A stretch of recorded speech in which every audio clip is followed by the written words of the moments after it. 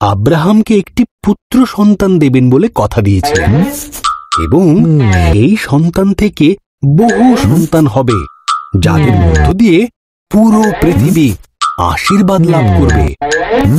কিন্তু আব্রাহাম আর তার স্ত্রী সারার সন্তান জন্ম দেবার জন্য অনেক বয়স হয়ে গিয়েছিল। 20 বছর কেটে গেল। আব্রাহাম এখনো ঈশ্বরের প্রতি স্থির বিশ্বাস রেখে চলেছে।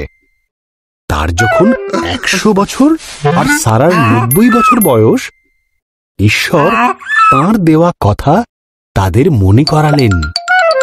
সারা সন্তান সম্ভবা হল। তাদের সন্তান যখন জন্মালো, সারা এত খুশি হলো যে আনন্দে হেসে ফেলল। আমার এই হাসি ঈশ্বরের দেওয়া, সে বলল। সুতরাং তারা তাদের সন্তানের নাম দিল ইসহাক, যার মানে সে হাসে। ইসহাক যখন বালক, ঈশ্বর আব্রাহামের মহা পরীক্ষা নেবার জন্য তাকে মরিয়া পর্বতে নিয়ে গিয়ে ঈশ্বরের নামে বলিদান দিতে বললেন।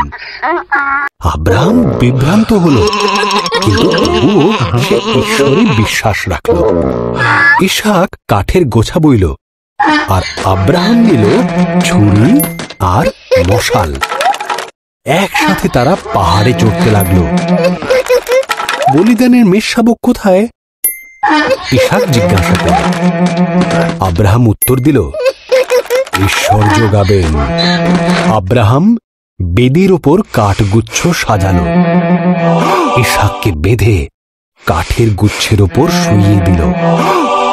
ইসহাককে মারার জন্য যখন সে ছুরি তুলেছে, তখন স্বর্গদূত তাকে ডাকলেন, আব্রাহাম, শিশুটিকে মেরো না। স্বর্গদূত বললেন, ঈশ্বর জানেন তাঁর প্রতিজ্ঞাকে তুমি বিশ্বাস করো। ওই দেখো, ঝোপের মধ্যে একটি মেষ শিং আটকে ছটফট করছে, ওকেই ঈশ্বরের নামে উৎসর্গ করো।